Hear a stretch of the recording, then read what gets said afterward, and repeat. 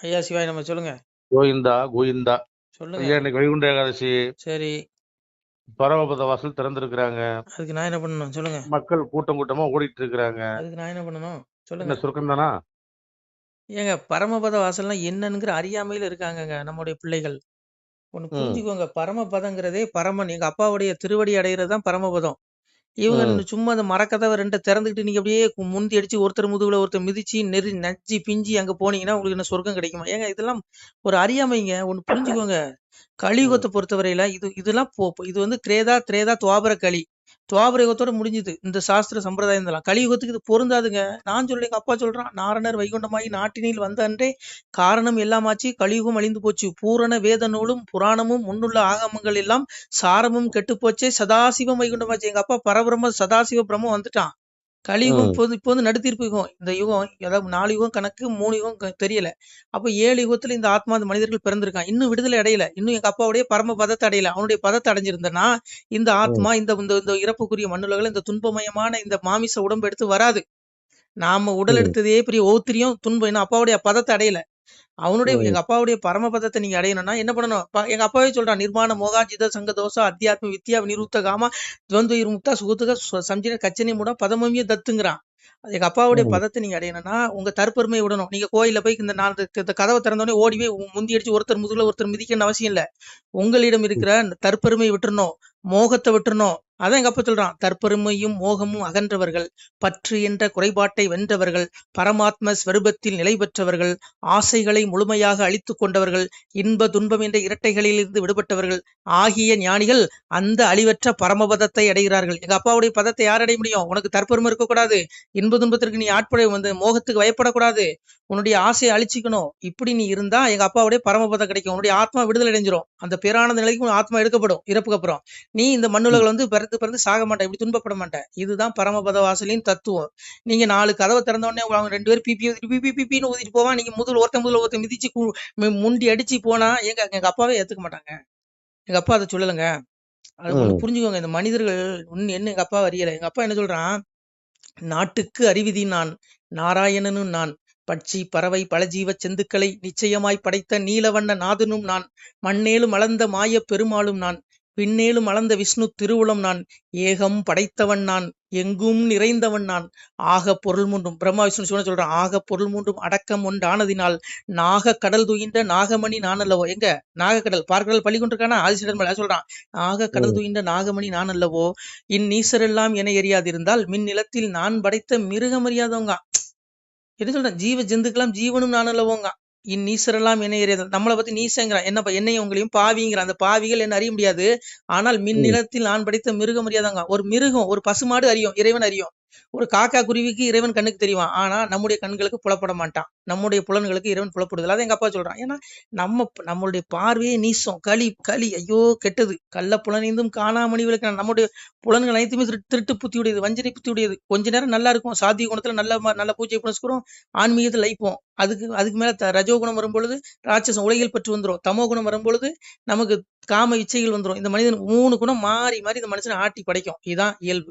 நாம இதையெல்லாம் விடுத்து எங்க அப்பா அடையணும்னா அந்த மண்ணேல் மலர்ந்த மாய பெருமளன் மானானுங்க. 14 உலகத்துக்கு ஓரடியில அன்னைக்கு அளந்தான். 2 அடியில அளந்தான். அதான் சொன்னான், ஓரடியாய் அளந்த மாயன் உலகமால நான் வருவேன், பாதியடி கேட்டதற்கு பங்கு இல்லை என்று சொன்னான். சீறி அவனை பார்த்து சினந்து விட்டேன் மாவலிங்கிறான். மாவலி ம் 2 3 அடி இடம் கேட்டா 2 அடி தான் கொடுக்க முடியும். 2 அடியில கீழே கீழே போய் 7 உலகம், மேலே 7 உலகம், 14 உலகத்துக்கு 2 அடியில் அளந்தவன் எங்க அப்பன் ம் பெருமாள். அதனால நீங்க எங்க அப்பா அடையணும்னா நீங்க இப்படி கூட்டத்துல மிதிப்பட்டுலாம் போகணும்னு அவசியமே இல்லைங்க. நீங்க அப்பா ம் உங்கள்ட்ட இருக்க தற்பெருமையை விட்டுருங்க, மோகத்தை விட்டுருங்க, விருப்பு வெறுப்புக்கு ஆட்படாதீங்க, நீங்க எங்க அப்பா அடையலாம். இதுதாங்க. இதை விட்டுட்டு நாம இதெல்லாம் நம்மளுடைய அறியாமைன்னு தான் சொன்னோம். புரியுதா உங்களுக்கு? அதனால இனி ம் தர்மயுகம் வரப்போகுது. கலியுகத்துல நம்ம மக்களுக்கு என்ன பண்ணணும் ஏது பண்ணணும்னே தெரியலைங்க. அதாவது ம் இந்த கலியுகத்தை பொறுத்தவரையில எல்லா மனிதர்களும் நல்லவன் தான்.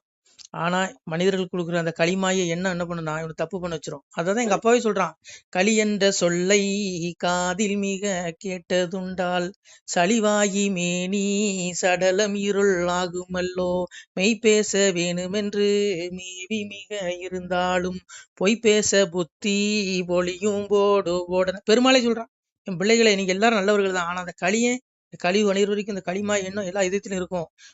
நீ நல்லவனா நீ நடக்கணும்னு இருந்தாலும் உன்னை நல்ல வழியில போக விட மாட்டாதான் சாமி சொன்னாப்பா. பத்திரத்தை பாடினாலும் பாதையிலே போக விடான். கோடி என்ற நாகமது கொற்று மேலை கண்டீர்களும் சாதுக்கள் நம்ம சிவாயம்பா நான் ஓம் நமோ நாராயணம்பா கொஞ்ச நேரம் தான் அவனுக்குள்ளே களியை ஆட்கொண்டு காமைச்சியை உண்டு பண்ணிடுவானா. இது எல்லா மனிதர்களுக்கும் இருக்கு. இன்னைக்கு இருக்க துறவிகள் எல்லா துறவிகள் இதயத்திலும் இருக்கு இந்த களிமாயம். இந்த களி மனிதர் வரைக்கும் ஒண்ணும் பண்ண முடியாதுங்க. எல்லா மனுஷனும் நல்லவன் தான், இங்க எவனும் கட்ட முடியாது. ஆனா இந்த களியை உள்ள பூந்து எல்லா வேலையும் பண்ண வச்சிருவான். நீ உண்மையா நடக்கிறதா ஒண்ணு முன்னேற கூடம்னா போய் பேச வைப்பாங்கிறான். இது அப்பா இறைவன் சொன்ன வார்த்தை பெருமாள். அதனால இந்த பரமபத வாசல் இதெல்லாம் இந்த சாஸ்திர சம்பிரதாயம் இது எல்லாமே துவாபரயோகத்தோட முடிஞ்சுது.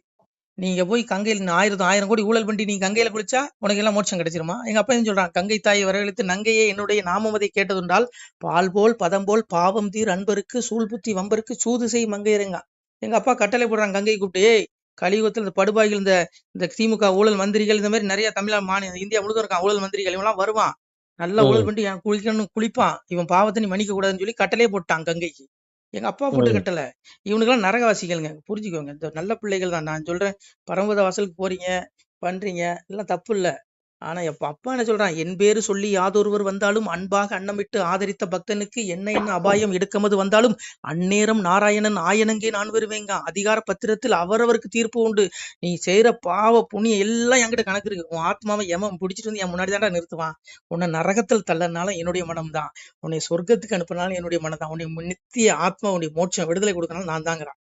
அதான் சாமி சொன்னாங்க, மோட்ச உயிர்க்கும் நரக உயிர்க்கும் தீநரக பாவி உயிர்க்கும் ராச உயிர்க்கும் பள்ளி வாசல் உயிர்க்கும் வைகுண்ட பதவி உயிர்க்கும் உயிர்க்கும் எங்கள் ஐயா சிவ சிவ சிவ சிவ அரகர அரகரா.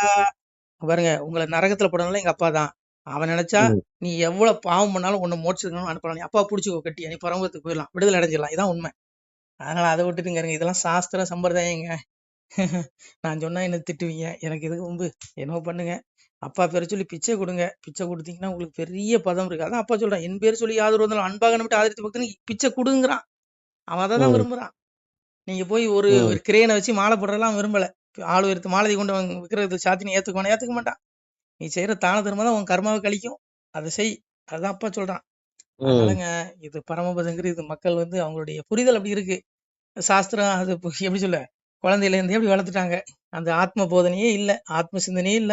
என்னமோ 2 கதவை திறந்துட்டு போன உடனே உங்களுக்கு மோட்சத்துக்கு பெருமாள் கூட்டு போயிடும் நினைக்கிறீங்க. அப்படி கிடையாது. எங்க அப்பா என்ன சொல்றான், என் பேரில் அன்பு கொண்ட பக்தன் உயிரை யமன் வந்து பிடியான். வட்டமாம் கருடனிட்டு வருவேன் நான் வைகுண்டம். தங்க திருத்தேர் கொண்டு என் மகனை அழைத்து செல்வேன். என் பிள்ளைகளை, என்னை நேசிக்கக்கூடிய, என் மீது அன்பு வைக்கக்கூடிய பிள்ளைகளை நான் அவனுடைய இறப்புக்கு அப்புறம் யமனை தொட விட மாட்டேன், யமன் பிடிக்க மாட்டான். நானே கருட வாகனத்துல தங்க திருத்தேர் கொண்டு வைகுண்டத்துக்கு அந்த பரமபதத்துக்கு அழைத்து செல்கிறேங்க. எங்க அப்பா சொல்றான். இதெல்லாம் செய்ய மாட்டீங்க. ஆனா போங்க, எல்லாம் அறியாமையில் மூழ்கி கிடைக்கீங்க. கலியுகத்துக்கு இது பொருந்தாது.